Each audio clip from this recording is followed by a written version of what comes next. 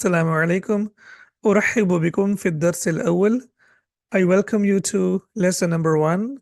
And the books that we are going to use in this course are called Al-Arabiyyatu Bayna Yadayk, that is translated as Arabic between your hands. And today we are going to start book 1, part 1, lesson number 1. Al-Wahdatul Ula, unit 1. At-Tahiyyatu wat-Ta'arufu, greetings and introduction. الحوار الأول, dialogue 1. انظر, look, واستمع, listen, وأعد, and repeat. So here, as we can see, we have dialogue, and you are going to listen to the dialogue. I'll just read it for you, and then you can repeat it with me, and after that we will have a look at the translation. Khalidun, assalamu alaikum. Khalilun, wa alaikum assalam. Khalid, ismi Khalid. Masmuka. Khalilun, ismi Khalil. خالد كيف حالك؟ خليل بخير والحمد لله. وكيف حالك أنت؟ خالد بخير والحمد لله.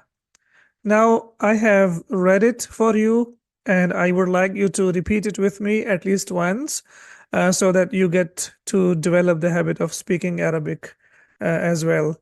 Now let's have a look at the translation. So Khalid says, Assalamu alaikum, peace be upon you. And Khalil says, Wa alaikum assalam, peace be upon you. Khalidun, ismi Khalid masmuk. Now here, if you see ismi, we have ya over here, and it is used with a noun, and it means my. For example, you say my name, so it will be ismi, and it is used for singular, masculine, and feminine. So whatever you have, for example, you have a book and you want to say my book, so you will say kitabi. And if you have a pen and you want to say my pen, you will say qalami. So he says, Ismi Khalidun, my name is Khalid. Masmuka, and what is your name? Here we have ka, and ka means your, as we can see over here, and it is used for single masculine second person. So the person that you are talking to, you will say ka. Like you can see in the picture. In the picture, we can see that there are two men and they are talking to each other. So that's why we have ka over here. Masmuka, what is your name? Similarly, you want to say your book, you will say kitabuka. You want to say your house, you will say baytuka. And you want to say your pen, you will say qalamuka. Khalilun, ismi Khalil. My name is Khalil. So as we can see here, when we use ya here with a noun, then it is translated as my. Khalidun kayfa haluka. And now we have ka over here. So how are you? If you want to translate it like word by word, it will be how is your condition. Basically, hal means condition and ka means your. So if you want to translate it like word by word, it will be kayfa haluka, what is your condition? And then in general translation, we will say, how are you? Khalilun bi khairin walhamdulillah. He says, I'm fine and praise be to Allah. Wa kayfa haluka anta? Now, the Arabs, they have like a tradition of greeting, and whenever they greet someone, generally it's very warm and they want to say something extra. So if you say kayfa haluka, he will say kayfa haluka anta. So he will definitely add something to that, and that means how are you? Now if you say kayfa haluka, that is enough. Yani how are you? And then when you add anta, it becomes basically how are you when you translate it in English, but in Arabic basically it is used for the purpose of emphasis. So if you want to emphasize the idea, further emphasize, so you will say kayfa haluka anta. Khalid bi khairin walhamdulillah. Khalid says, I am fine and praise be to Allah. And when we say anta, anta is basically used for the second person masculine, and it means you. So what's the difference between anta and ka? Anta is used independently, and then ka is used with a noun. We have to attach ka to a noun, for example, ismuka and haluka, whereas when you use anta, it is used independently, and these are pronouns. In Arabic, we call them dama'ir. Now, when we talk about ya, so this is called ya al-mutakallim. That basically means the ya of the speaker, and it is used for singular, masculine, and feminine, and it means my. So I give you some nouns over here, for example, kitabun, and now you want to say my book. So you simply add ya to that, so it becomes kitabi. Remember that in modern standard Arabic, it's written with two dots. So you can see two dots here if they are not here, and it can also be written without two dots. When you talk about the Quran, in Quran it is always written without two dots, but in modern standard Arabic it's generally written with two dots. So the non-Arabs, they are able to understand that this is ya and this is not something else. Ismun, and then you say ismi, my name. Lisanun, tongue, and then you say lisani, my tongue. Ainun, eye, and you want to say my eye, so you will say aini. Sa'atun means watch, and you want to say my watch, you will say sa'ati. And qiblatun means direction, and qiblati, that means my direction. If you see over here, so we have nouns over here, and with the nouns, when we add or when we attach ya, these two vowel signs, they disappear. As you can see, these two vowel signs will disappear, and there is a requirement of ya that there should be a kasra before it. So that's why you can see that all of them have kasra before them. So it becomes kitabi, ismi, lisani, aini, saati, and qiblati, and whatever nouns you have in front of you, whatever objects you have in front of you, just look at the object and just try to say my. For example, my phone, you will say jawali. My desk, maktabi, and whatever you have around you, now you can practice with that. Similarly, when you want to talk about your, you want to say your to the second person masculine. So you will use the attached pronoun ka. So we say ismun, and then we say ismuka. This is for the masculine. Khalun and khaluka, that means your uncle, and sadiqun, that means friend, and sadiquka, your friend. One more thing, as you might have noticed over here, when we have two vowel signs, when you use attached pronoun to that, like ka, then we use only one vowel signs.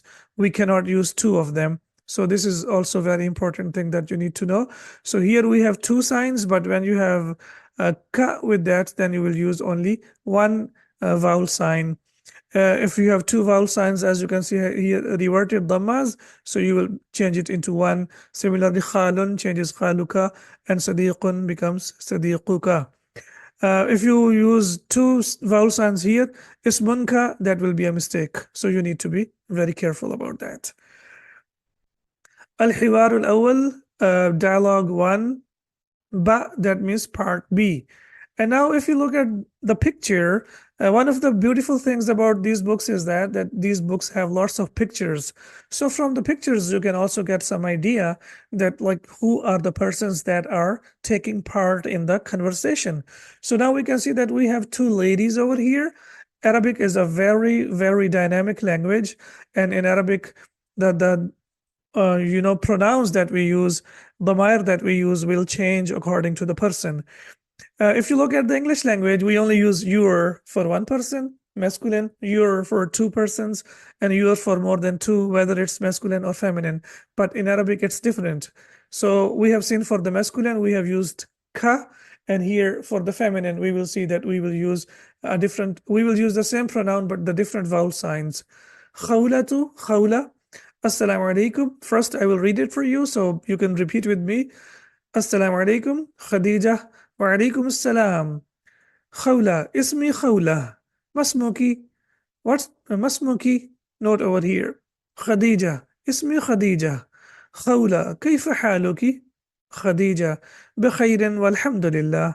وكيف حالك أنت? خولة. بخير والحمد لله. Now let's have a look at the English translation. Assalamu alaikum, we have already taken it. Wa alaikum assalam, the same thing, we have done it before. Ismi, again, we have the ya over here, and as we know that this is called ya al-mutakallim, the ya of the speaker, the first person who is speaking, and make sure that it is used for singular, whether it is masculine or feminine.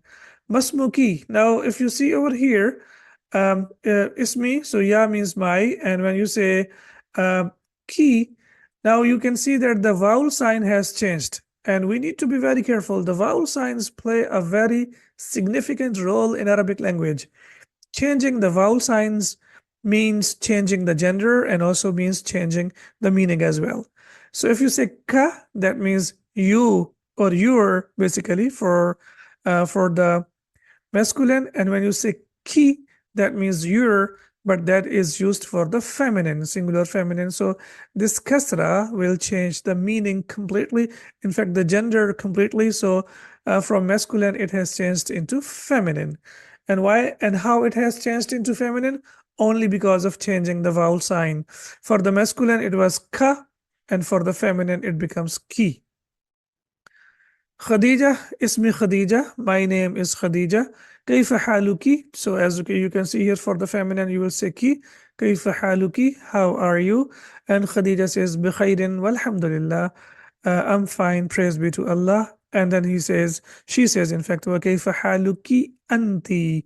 So in the previous dialogue it was kaifa haluka anta, and here we have kaifa haluki anti, because we are talking about the feminine, and this is independent pronoun which is used by itself. You don't need to attach it to anything. But when you use ka or when you use ki, then you have to attach it to a noun. That's number one. Number two, if you're talking to a feminine, then you say kayfa haluki anti, and if you're talking to a masculine, you say kayfa haluka anta.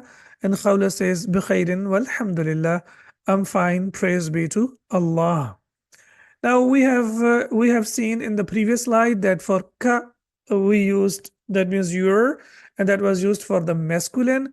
And now we can see ki over here, and this is used for the feminine. So ismun plus ki, it becomes ismu ki, your name, when you're talking to a singular feminine. Khalun and ki, khaluki, and that means your uncle for the singular feminine. And sa'atun and sa'atuki, that means singular feminine. For example, you're talking to Fatima, you say sa'atuki jamilatun, your watch is beautiful. Now we have the the exercises over here, and in the exercises what we have here is al-mufradatu. Al-mufradatu means vocabulary. Al-ard means presentation. Unzur wastami wa'id. Unzur, look, wastami, and listen, wa'id, and repeat. Kayfa haluka? Anti masmuka. So anti means you for the feminine. Kayfa haluki? Anta, you, and masmuki, as we can see, we have the attached pronouns over here. Here you don't have to solve anything. It's only for reading. And when we go to move on to the next part of the exercise, then you have to answer the questions. Here it is only for reading. For example, kayfa haluka anti masmuka, kayfa haluki anta masmuki. Sil at-tadrib, that means practice. Sil bain al-ibarati, that means connect or match between the text, was-surati, and the picture, al-munasibati, that is suitable. So basically you have to match between the text and suitable picture. Masmuka. So now, as you can see here, the person that you're talking to is masculine. So when you're asking what's your name, so it will be masmuka, talking to the man. And when you're talking to masmuki, to the feminine, so you will say masmuki. So ki here for the feminine and ka for the masculine. These are amazing books. If you really want to learn spoken Arabic and also want to improve your Arabic and want to take it to the next level, these books are unbelievable. Just practice with me, continue with me, and inshallah, after completing only book number 1, part 1, you will see that there will be a big change and improvement, inshallah, in your Arabic language. Anti, so as we can see from the picture, that anti is used for the feminine to point towards something. So anti will be this one, and anta is used to point towards something or to talk to someone who is masculine singular, so that is anta. And then we want to say kayfa haluka. So of course for the masculine it will be kayfa haluka, and for the feminine it will be kayfa haluki. Tadrib, ajib. Ajib means answer. Ajib means answer. And now you have to answer Assalamu alaikum. So for the answer you will say Wa alaikum assalam. Masmuka, what's your name? And then you will say Ismi Khalid. Whatever your name is, you just give your name. Kayfa haluka? How are you? And you say Bikhairin walhamdulillah. Ismi, and then you tell your name. So you say Ismi Khalilun. This is based on what we have done in the exercise. And now, let's say if I'm talking to you, then you can give the answer, whatever answer you have available for you. For example, Assalamu alaikum, you say Wa alaikum assalam. Masmuki for the feminine, so you will say Ismi Khawla. Kayfa haluki, and the answer will be Bikhairin walhamdulillah, and Ismi Khadija. Masmuki, when you ask Masmuki, you say, what's your name? So she says, Ismi Khawla. And then you give your name, you say, Ismi Khadija. This is for the feminine. And for the masculine, we say Masmuka, and then you say Ismi. So this is the difference between masculine and feminine. At-tarakib al-nahwiyatu, grammatical rules, as we have learned already, that ya means my, and it's used for the possession for first person singular, whether it's masculine or feminine. For example, you say kitabi, that means my book. And then we have ka, that means yours, and it's used for possession for the second person masculine. So you say, for example, kitabuka, your book. And then we have here, and this is used for the masculine. Don't forget about that it is used for singular masculine. And then we have ki, which is basically your. It's used for possession for second person feminine. So this is used for the feminine. For example, you say kitabuki, and as you can see, it is used for the feminine. Intahayna min ad-darsi, tam ad-darsu bi'awnillahi ta'ala. We have completed our lesson number 1, dialogue 1.